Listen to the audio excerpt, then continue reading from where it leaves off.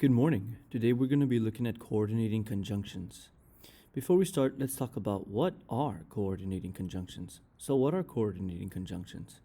Another word for coordinating conjunctions is fanboys. That is F for a, and, nor, b, but, o, or, y, yet, s, so.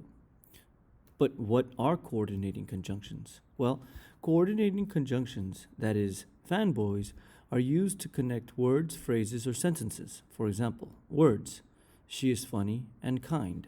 Phrases, he is a kind husband and a wise father. And sentences, she runs and I study. So, how are they used? Well, coordinating conjunctions are used to connect words. The words have to be the same grammatical parts. So, for example, you have to connect adverbs to verbs, add adjectives to adjectives, and nouns to nouns. For example, verbs, I run and swim. Okay, adjectives, she is tall and funny.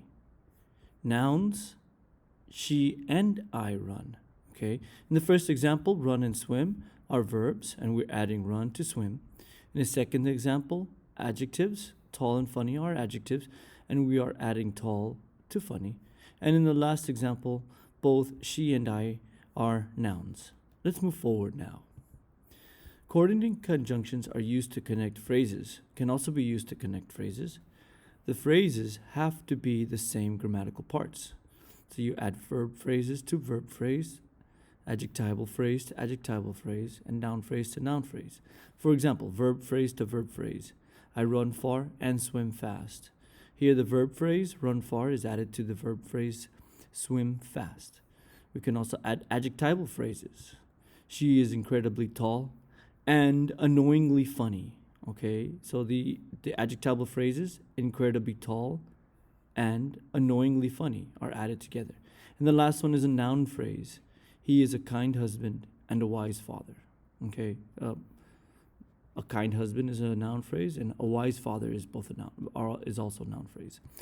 Okay, let's talk about compound sentences. This is a different thing. So, coordinating conjunctions can connect two sentences. This makes a compound sentence. So, for example, two sentences. She runs, sentence one. I study, sentence two. The compound sentence. She runs and I study. Here we combine she runs with I study using and. Okay, let's move forward now.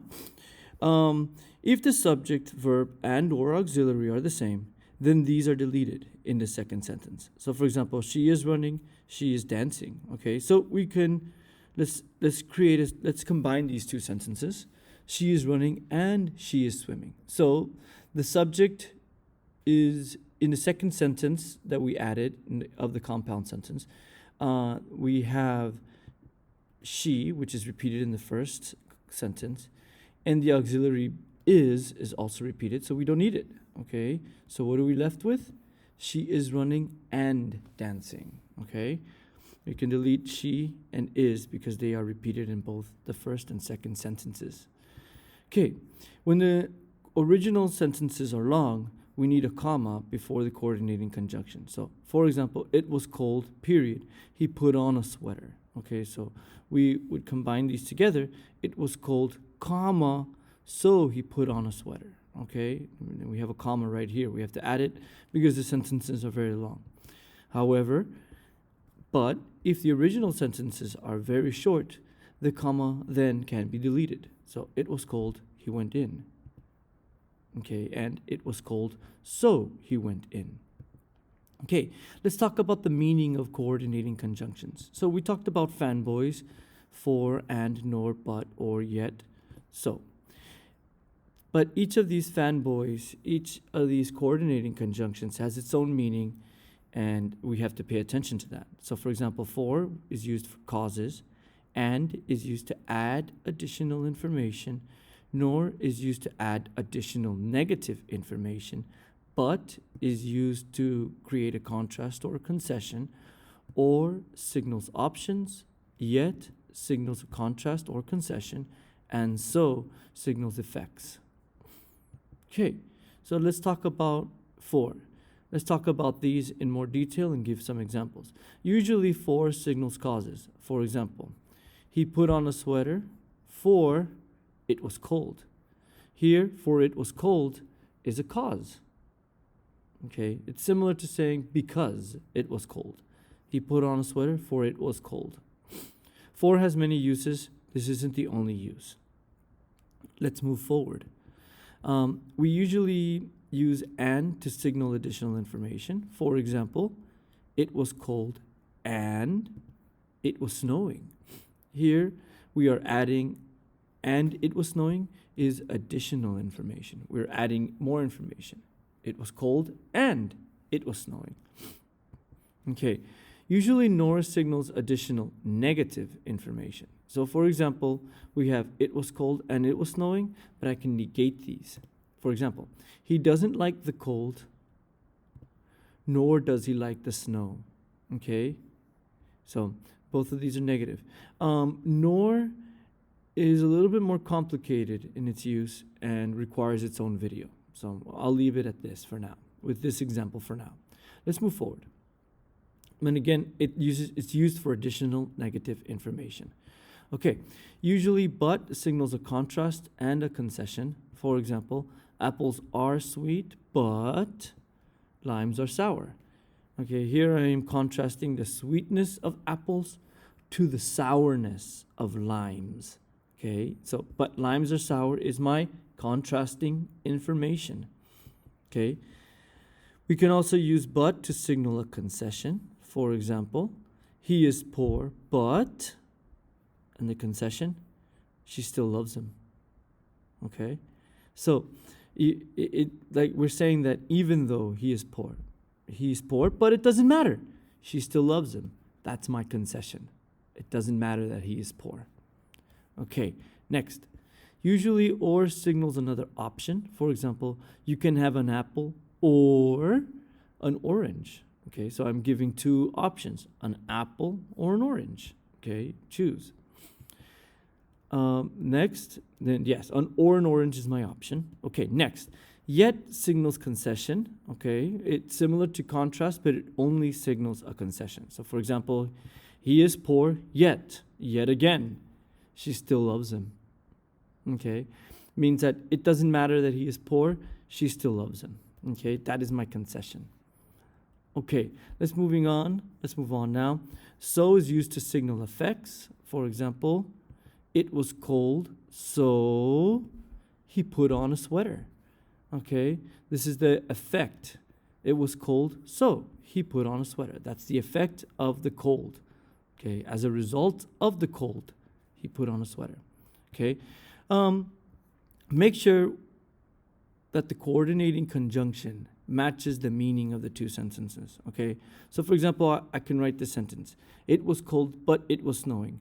Okay, here, but it was snowing, we're not using the correct coordinating conjunction. Okay, snowing and cold, they are the same information. It's not a contrast. Okay, so we would say, we wouldn't use but, we would use and. It was cold